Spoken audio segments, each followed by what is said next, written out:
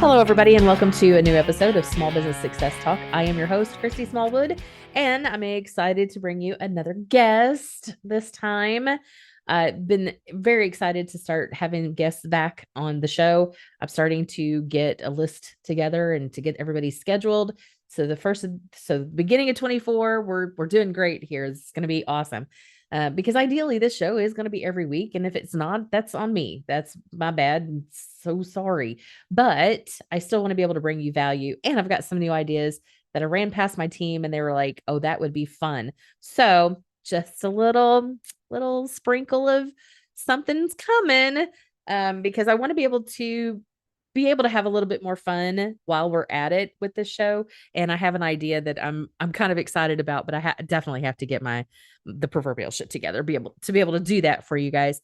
But today's guest, her name is Kaitlyn Hubert, and she is a rock star.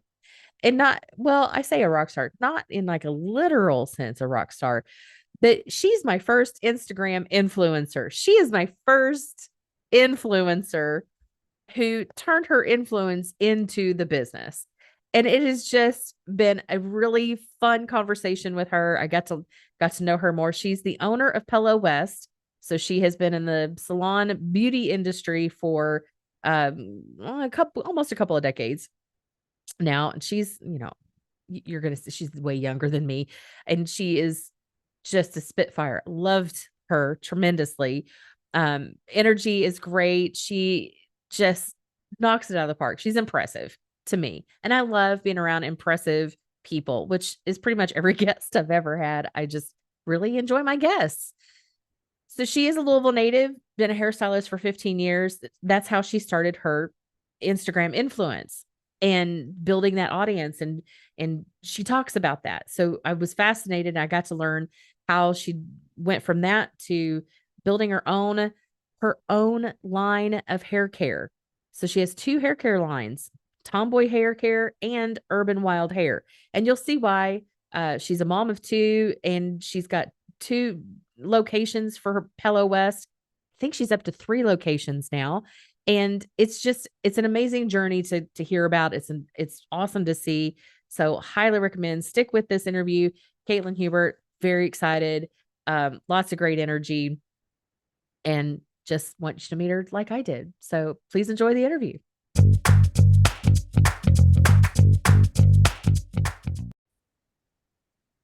So Kaitlyn, thank you so much for being one of my guests today on the Small Business Success Talk show. I looked at the information you sent me, and of course, our mutual friend Deborah connected us, and she speaks very highly of you too. She was very excited, and she's like, "This lady has a lot going on," and I was like, "Ooh, let's have her on the show." Because a bunch of things to get wrapped into. First of all, women-owned business. You have more than one thing going on. And I love that I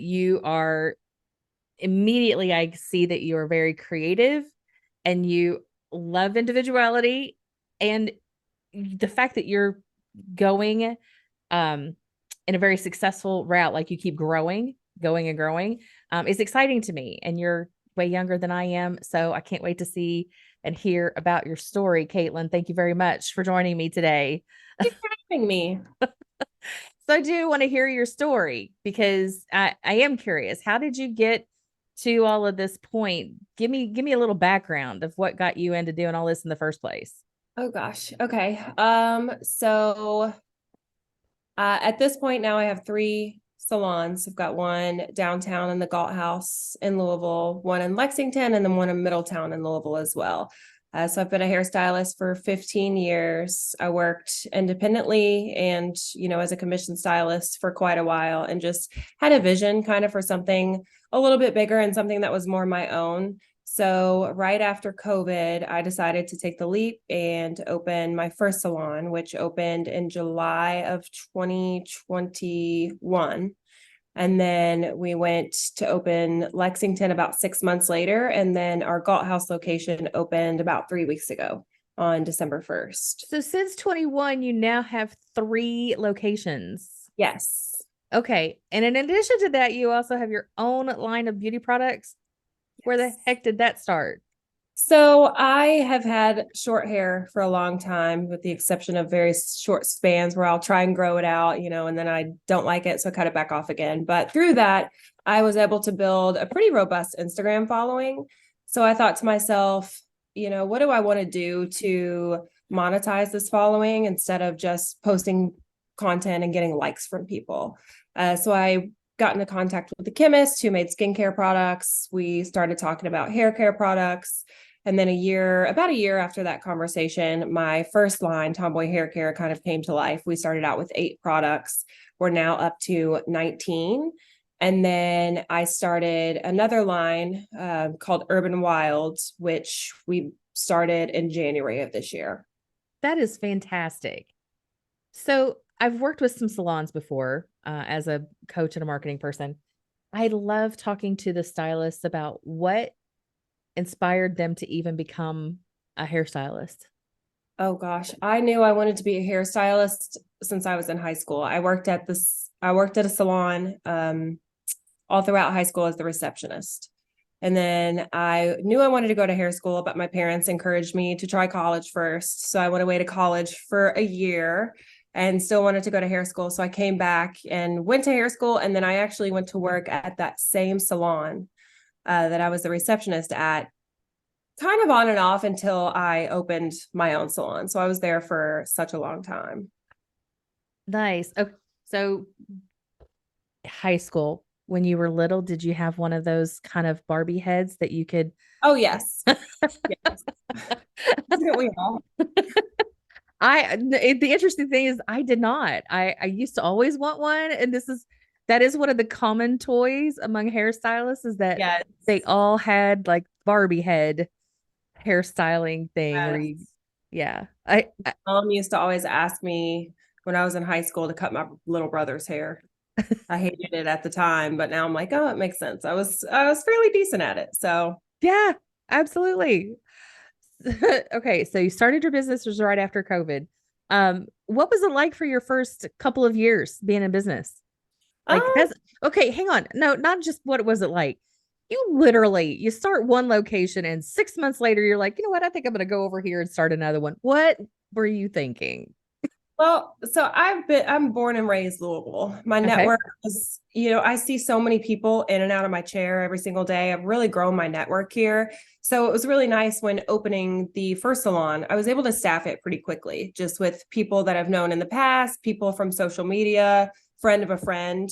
And I really love Lexington. I've talked about moving there. So my business and life partner and I went to Lexington just preliminary to look at some buildings, like, oh, we're just going to mess around, see what we see here. And we really found one that we just instantly were like, this is our space. And we weren't necessarily ready to do something like that, but we found the space and we were like, what the heck? We're on a roll. We just did this first salon. We've got all the business things in mind. We know exactly what to do. Why not do it? That is fantastic. Now, so one of the things I heard though, as you were telling me your story, you had an Instagram following. Yes. So was that just for the heck of it? Like you just started putting stuff out there? How did that start for you? Well, I was getting posted on a lot of Pixie pages for my hair, and I would do Because it styling is fabulous, by the tutorials. way. It is Thank absolutely you. fabulous. Thank you. And I would just do styling tutorials and stuff. And, I was using other people's products. So I would have brands kind of sending me products to use. My barber at the time, who's since passed away, was um, pretty big in the hair world too. So I credit a lot of my Instagram following to him. He's fabulous. He was awesome. Miss him, but That is okay. So that's because that is a definite twist from other business owners that I've talked to. You're the first one that has started a business after having the audience. Usually it's the other way around. You want to start a business and then you have to go find and build the audience. or yeah. Your audience already said, "Hey, we'd want to see you do this." And you're like, "All right, this is what you'll buy out. This is what I'll do."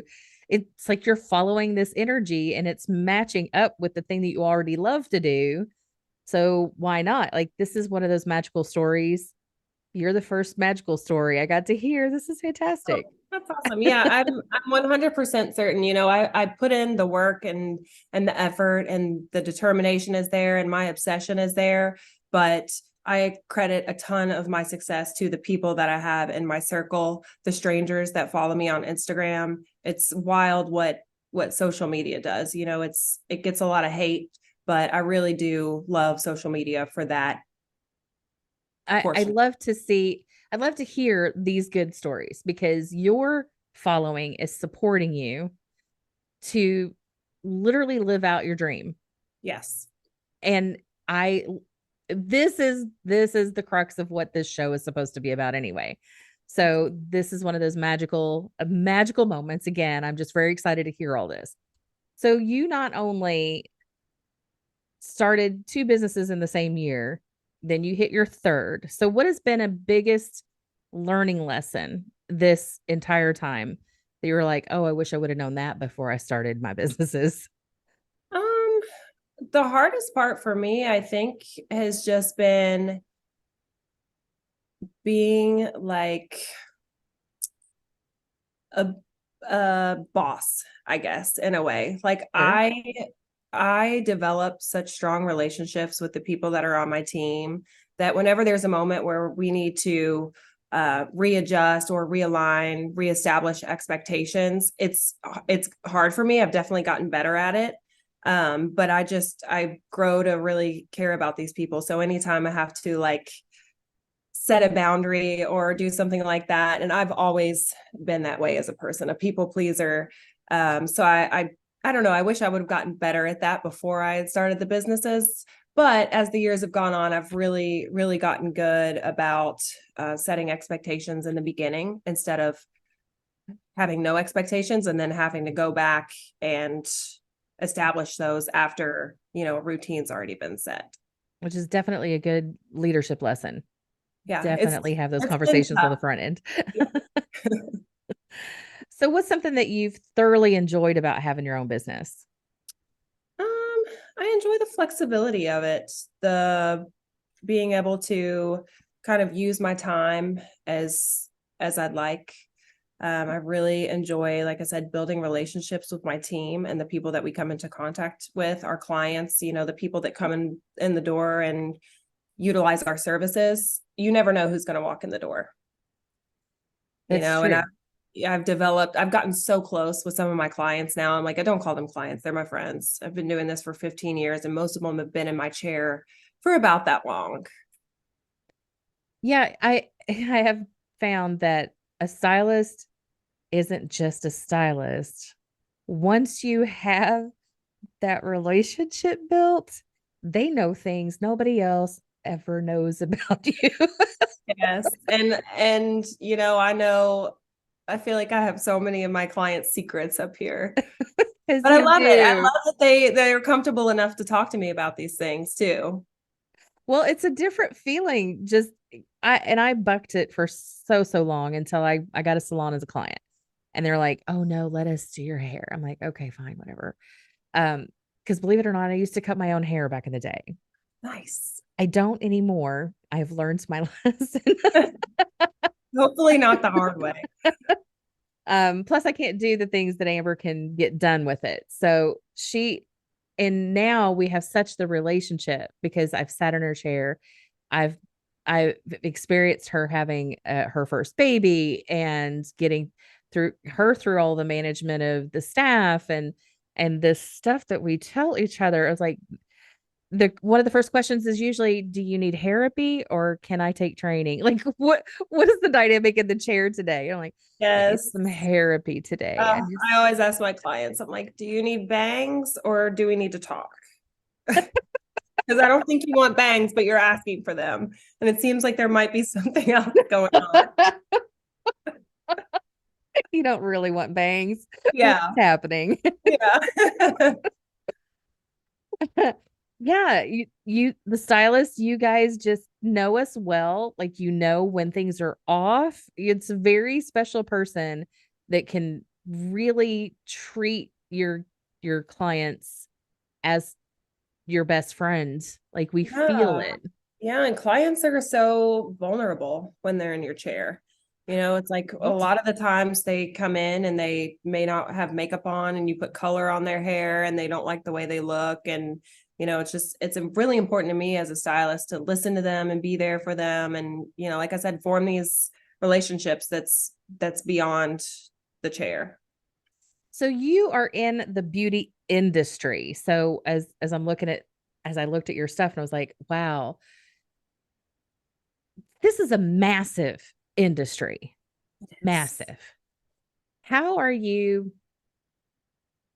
creating your own space in it? So what I tell people most of the time is like our salons, there's a million salons, even on the street that we're at. Like I'll use my first salon as an example. We're on Main Street in Middletown. There's probably 10 salons in the area. But what sets us apart is our vibe. And when you walk into the salon, it's totally different than any salon you've ever been in. Our staff is phenomenal. We are extremely choosy about who we hire. We want our clients to come in and feel like they got an experience. The music, the smell, it's all, every little tiny detail kind of makes it everything that it is. And I just think that when you come into any of our salons, you get an experience that's unlike what you'll have at any other salon. Now, are you treating your line of beauty products kind of the same way? Yeah, so my first line, Tomboy, was aimed to be completely gender neutral. Our our slogan is kind of like just hair for all. There's something for everyone. You don't have to have short hair, you don't have to have long hair, and it's not, our fragrances aren't super feminine, they're not super masculine. They're a really good mix for everyone. And I kind of really base that off of like the whole pixie kind of vibe. So yeah, it's kind of the same thing. I want it to be an experience for someone. I want it to be something different too than what's on the market. Gotcha. So I know also in what I was looking at, you have a passion for some nonprofit work. So Too. let's talk about that because everybody I've talked to as a business owner, it's not their life isn't centered around their business, which is also very fascinating because the stereotype is that, because we were business owners and there's capitalism that all we care about is the money and the which is so far from the truth when it comes to small business. We are involved in our communities and we love doing the extra stuff and following the passion in that. So let's talk about some of those things that you have a passion for and are supporting out there. Yeah, so I do love just being able to use my businesses and what they bring in almost like as a vessel to help other people. We do a ton with Down syndrome of Louisville. This year, Palo West inside of the Galt House will actually be the presenting sponsor for the Down syndrome of Louisville's Gallup Gala preview party, which we're really excited about. So we have Cool. the members come in and we do their hair and makeup, and there's a big fashion show. So I've definitely got a special place in my heart for DSL. We also work with Twisted Pink, which is a nonprofit that funds the research for metastatic breast cancer. So they have an annual gala every year, which they invite thrivers, is what they call them. It's women with MBC who apply for sponsorship, basically, and the nonprofit pays for them to come go to the gala. They're from all over, and there's typically about 17 to 20 women, and we have them all in the salon the day of the gala, do their hair and makeup, pamper them. Last year we had a woman come do shoulder massages, and then we go to the gala and we get a table, and it's really nice to see all those women kind of in their element, having a good time at the gala. So Nice. So how did you get started with those? Did they just like come and ask you, or did you like, what are the things that we can support that's aligned with our business? So it was mostly just through networking and through contacts that I have. I've got a couple of good friends on the board at Twisted Pink, clients of mine on the board. And then a girl I went to high school with actually works at Down Syndrome of Louisville. And she reached out to me last year. They were kind of wanting some social media help as far as like promoting their gala. And then I just started spending time with them. And I was like, this is awesome. Best Uh, gala I've been to ever. I have seen pictures of that gala. I was like, that's pretty cool. It's wild.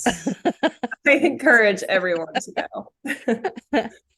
So you already do so many cool things. Is there something coming up for you in the next year or two that you're really excited about?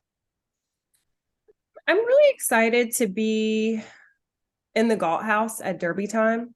I think that's really going to be a crazy experience.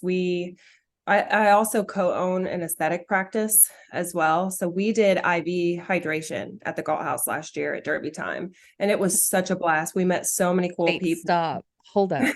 What is that? Which part? IV hydration. Yes. So it's good for energy, hangovers. I'm guessing like that's the perfect time if it is Yes. what I think it is. Like you're just rehydrating the over alcoholed body. Yes. So they can do it again the So they can next. do it again. Because that's what we do around here for Derby time. Yes. So we would go to their rooms. We had like a common space. They would come down in groups. It was such a good time. So, even just being a part of that, this coming Derby, it's the 150. It's going to be Oh, insane. that Sure. thanks. Wow. Okay. Yeah. I It'll did be here that. before we know it. Huh. You know what? I'm out of the country during this Derby. I'm good. Sounds relaxing. Yeah. I'll be on safari. You guys can have the horses this year. Yes. Oh, yeah, I'm really excited to be in the Galt House. And I'm also really excited. 2024, I've kind of committed to focusing on growing Tomboy. It's kind of fallen to the wayside a little bit as I've been opening the salons and stuff like that. And it just has so much potential that this year I think is going to be really the year that I go full force 100% into Tomboy. So do you have any ideas of what you're going to do with that? It's essentially just doing things on a larger scale, being able to purchase more inventory so we can get it at a lower cost, a ton of influencer marketing, essentially just putting more money into the business on a marketing aspect. Marketing. So, Marketing. yeah. So let's circle this back to you already knew marketing a little bit as an influencer. What's it like being on the other side of that coin? You can only utilize your own following so much before they're like, okay, what else do you need from me? So it's been really nice though, because I'm able to connect with those people who are influencers, and I reach out to them, and we're able to work something out as far as like a trade. That's really always awesome.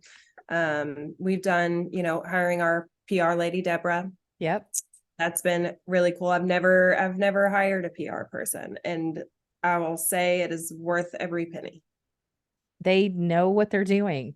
Yeah, and they're so connected, and are able to open doors that you couldn't open on your own. Mm-hmm.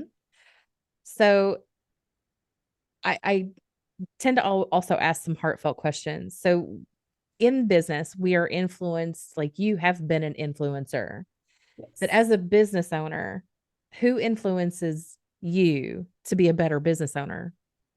Okay, off the top of my head, I think of two people. I think of one of my clients. Her name is Mandy Vine. She actually owns all of the dry bars kind of in the region. She is a boss lady, and she's phenomenal. And I've been doing her hair for a little while, so it's like I've gotten to see her go through all these openings, and she's very put together. She's very professional. She is no nonsense, but she's also cares about her employees, her team. And I look up to her and I admire her. And then my second one would probably be her name is Katie Hearn. She owns Alani Nutrition. I don't know if you've heard of her I've before. not. She's from like kind of close to Louisville, and she's really blown up. I mean, huge. Her brand is worth billions of dollars. And she's Why have just I not heard of this? I know you need to go get one. You need to go get an Alani. I'm going to send you one. But they're like energy drinks. She's also got a multitude of other brands. She's a kind of a fitness influencer. And she's very classy, which I like. You know, you don't get on the internet and see her boobs and butt all over her Instagram page. And I like that she's kind of built a following on her uh, genuineness, her morality, and just her overall like bossness, I guess, for lack of better words. I remember seeing a lady at a Business First event, and it was a Women's Day, and she had been the head of Coca-Cola at one point, and as she had been at up to that point the most professional presence I had ever seen a woman live present in. And I remember that feeling of, wow, I have a lot of work to do on myself to get to that level Yeah. of poise and respect and professionalism. And so I think I'm 10 years past that now. And I'm looking at myself going, you're never going to get there. Like, just be yourself. I feel Oh. that. I feel that. I try, but There's aspects of things. I have moments where I'm very controlled and very well, but then there's moments I can look at somebody and probably burn a hole through them without saying a word. Like that, I have a hard time controlling my face. It just is a thing that I don't know that I'm ever going to get to that level. But people are like, oh, but it's you always know entertaining. how you feel. Yeah, yeah, yeah. Be your authentic self is what that's called. So, so one more question that we usually do to wrap this all up is, what does success look like for you, Kaitlyn? Success to me, oh gosh, looks like being able to take my time waking up in the morning, reading a book, spending time with my kids, not having to rush out the door to go to work, you know, having financial freedom to the point to where, you know, I'm able to spend my time. It's time for me. Having my free time looks like success. Being able to, you know, work while I'm on a trip with my family, or, you know, do something like that. And then being able to help other people, make an impact on others, use the money that I'm making to make a difference in someone else's life. I love it. And it's in line with a lot of other business owners I know. We're a great tribe to be a part of. Yes. So any last thoughts? Anything we want to finish out with? I don't think so. Thank you so much for having me on your show. It's been a pleasure. I'm so excited to get to know you and your businesses, and share that with my network of people. Yes. Awesome. Well, thank you again, Kaitlyn. Thank you. I appreciate it. Right.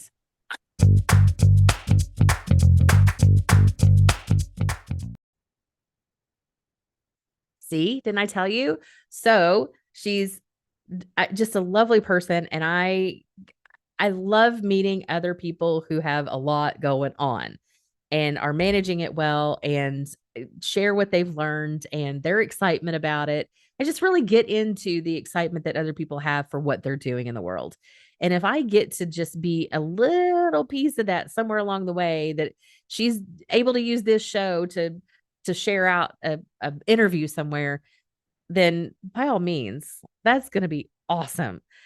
And um I'm excited to see what she does with those hair care lines as well. So I've become a follower because I want to see what happens next with her. Very excited for her and her future, and I think that she has a lot to bring to the beauty industry. Love the individualism, and that's really one of the things that stands out the most for me, is that how she became the influencer is really just sharing who she is and what she does, and that's how to do that. Again, think I mentioned this in other episodes that you'll hear. Being human is going to win the game. So the more human that we can be, and that we share our individuality, we share our unique skill sets, we share our uniqueness.